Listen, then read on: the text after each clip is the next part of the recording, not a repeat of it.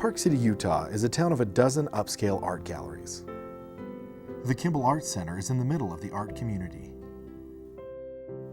The Kimball brings together new creativity through the nation's new artist. 6 became relevant 2010. They would have 8 days to make new pieces. One was an abstract that went for thousands of dollars. This is unusual for an unknown artist in today's economy. The idea was that we would send out an invitation throughout the United States to art academies and have the students send us a 2-minute video, some images of their work, and a reason why their work was relevant. Why am I relevant? I am definitely a work in progress. I have a condition widely known as Asperger's syndrome, and this gives me a unique interpretation of my various artistic subjects, and it has also made communication with others an enormous challenge. Even more unusual, the previously unknown artist, who became one of the show's stars, lived within the shadows of the creative art town, outside of formal art training and outside of Park City schools. This is a story of passion, joy, and a kind man, an artist named Michael. I'm 25 years old, and I have lived in Park City since I was about 3 years old. I think every mother wants to see their child happy and find their place in the world where they're comfortable, with who they are. You know, nobody's asking them to change, but to have the world fit to Michael rather than the other way around. He looks at things from a different perspective. This is a photo of a piece that I sold at the Kimball for their pinup show. Now basically it was a real challenge to avoid basically having the whole thing here just become black, and it was also kind of a real leap for me to leave this big white space here. It is a story of a mother's love for her child and how he sees the world. From his love affair with vacuum cleaners, before he could even walk, he was always fascinated with the large Hoover stand-up vacuum cleaners, and like I said, before he could walk, he would hang on to them and try to push them, and he loved to turn them on and off and look at all their parts. It is a curiosity that became an art, unlike any art the community had seen. Because Michael saw what we didn't see, even in the neighborhood landscape truck. I think his next big love affair was seeing Lorenzo, the landscaper's gardening truck with all the rakes and hose and the power tools, the leaf blower and everything. And that's when I think Mike's first artistic seeds started, or I should have known then, but I didn't realize it because he tried to imitate Lorenzo's gardening truck. He had one of those little cozy coupe plastic cars and a bunch of plastic rakes and shovels, and he would try to balance them in very interesting ways on this roof of his little car. I only went to high school for about 4 months. Michael had gone through about 2nd grade in the public schools, and there were some issues, you know, that we didn't really understand at the time, and the school solution was special education. And we knew Mike, you know, wouldn't be happy there. That it was a good thing for some kids, but Mike didn't really need special education. He needed something that nobody really knew how to give him. So I decided to teach him at home because he could draw more and read more and learn about things that were really interesting to him. Later, I obtained my GED, and I've started taking classes in Russian literature and art at the University of Utah. Sharing my art with people has opened up new ways of communicating and has made things easier. The piece I did for Relevant, Oscillator, Bistable and Not an Oscillator, I was thinking a bit about Yevgeny Zamyatin's famous essay on revolution, entropy, and other matters, which he basically posits that it's sort of both in human affairs. I mean, basically you have revolution, which is hot and violent, but then it becomes entropic, and then you need revolution to continue, and they kind of exist in kind of a homeostasis, sort of. he sees numbers in paint. Basically, the binary system is a positional system. I mean, meaning that there's typically a set number of symbols, and they're either a 1 or a 0. So you have, say, a 1, and then go to 2, then 4, then 8, then 8. So it's kind of arranged like this: 0, 0, 0, 0. So let's say this is 1, 2, 4, 8, and so on.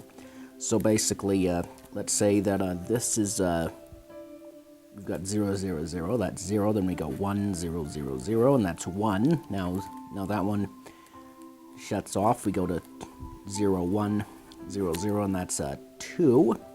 1, 1, 0, 0, that's 2 plus 1, which equals 3.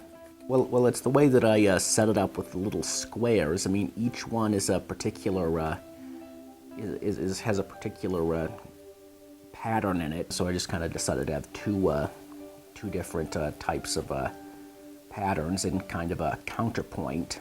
And depending on how you looked at it, it was either counting up or counting down. I wanted to have one be more organized than the other. So I had the red, and then I had the gray with the oil markers as kind of a different pattern. And I noticed that basically once you got to the middle of it, it was a reverse mirror image. So all the ones at the top or bottom became the zeros at the other end. I seem to like patterns. I mean, it just kind of stuff that's a bit smaller scale. I mean, like this. I mean, in some cases, I mean, I'll do a couple of big lines and then just kind of start putting them into these more repetitive strokes, kind of filling them in. I mean, there is kind of a tendency to fill the whole canvas up with one color in some cases, especially with painting. That was always a problem. I'd always end up just seeing an interesting color and just wanting it to be the same. Art to Michael is Sort of an obsession, but it's a nice one. I mean, it's given me something to do, something to work for, something to be passionate about. I describe it as I think people would call it abstract. Different kinds of abstract. I mean, it is interesting to consider some of that stuff. I mean, just to kind of see how different pure line forms fit together. One of the things that I noticed when I first met Michael and we sat down, and he had a notebook that he takes notes in, and it had the most beautiful cover on it. And I think we all commented like, what is that? Because it was a story. He had words and he had little paths, and there was a lot going on just the front of his notebook. So it was fascinating to see that and see that art in his world is everywhere. It's not just when he's in the studio. It's ingrained in him, and it's just part of what he does. I make things possibly for different reasons than some artists. Sometimes I don't know exactly what or why I am creating a particular piece, because I become fascinated with some small element of the piece, such as repetitive lines or certain patterns, and that's the part that interests me. When Michael started a piece, it was hard for him to stop. When I was taking a painting class, I typically work for about 24 hours straight. Mike is a definite night owl. I would say his energy kicks in about 12:05 in the morning. I think a lot of artists work best in the middle of the night for some reason. And it's amazing what they can do after the rest of us are in bed. This is my self-portrait. This is something I did for the painting class, and I finally had a real hard time just doing it any other way. So what I did, because I was very interested in some of the old mechanical television and manual wire photo and analog wire photo transmission. So what I did was I kind of divided it up into little sections, little vertical strips, and you can kind of see them there. And then I just kind of took a picture of myself and kind of messed around with it a little bit in Photoshop just to kind of get the lights and darks. Well, I think looking back, I realized that it was when he was so taken by things, by objects. He was like stricken by them almost. They meant something to him, whereas the rest of us would walk in and see, you know, Lorenzo's gardening truck and not think anything of it, or the vacuum cleaner, but those objects caught his eye.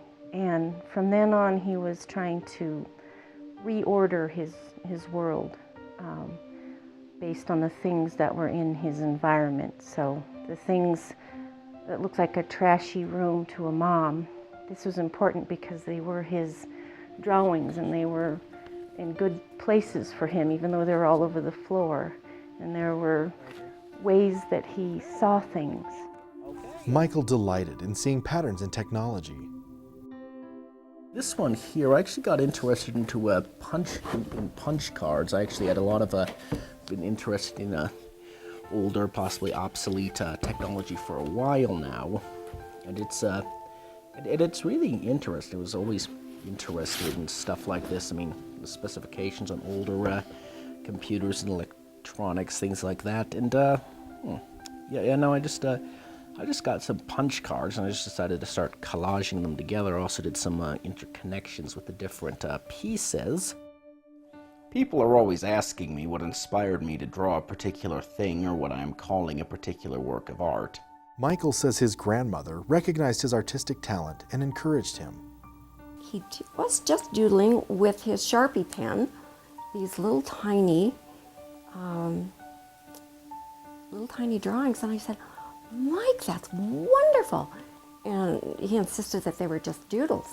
And I said, "No, I can see them framed. I've never seen anybody do art like this." I had not seen work like Michael's before, and there was a detail and a precision in it that spoke to me. And we're looking for artists that are completely unique in their expression. There's a brilliance how Michael views the world. For instance, this one here, this was just a couple of pages of notes that I did, little quotes and stuff, and reflections on the novel Make Room, which is sort of a pastiche of which was kind of given a Blade Runner style pastiche in the film Soylent Green. I think that stuff like this, where it looks like it could be writing but it isn't, is technically called pseudography, or something that sort of looks like writing but it doesn't have any inherent meaning. It's just these little symbols. And also, I was also thinking, reading this famous short story called Tlon Cubar Orbis Tellitis. I'm not sure if I've pronounced that properly. It's a very interesting idea. Basically, it involves the intentional creation of an alternate world. When we launched Relevant 2010, we were dreaming about who might show up. When you create a program and you believe in it, but it's not real until the characters arrive. And then we put the application process online and put it out into the universe. And Michael was one of the first applicants that we saw online that came through, and he struck us immediately with his really precise and interesting work, and it jumped out immediately. And the theme was opening doors, and when he talked about why Relevant would be useful to him as an artist and why he would be interested in the program and how it would open doors for him, it kind of pulled on our heartstrings. Already his artwork spoke to us, and then he himself. I am becoming more and more interested in what others think of my art, because through art I am learning to successfully communicate with people. It's opening doors. Michael saw what we didn't, a glimpse, a reflection of another dimension. When viewed from Michael's eyes, his art conveys with us another language of consciousness that touches the spirit of the observer.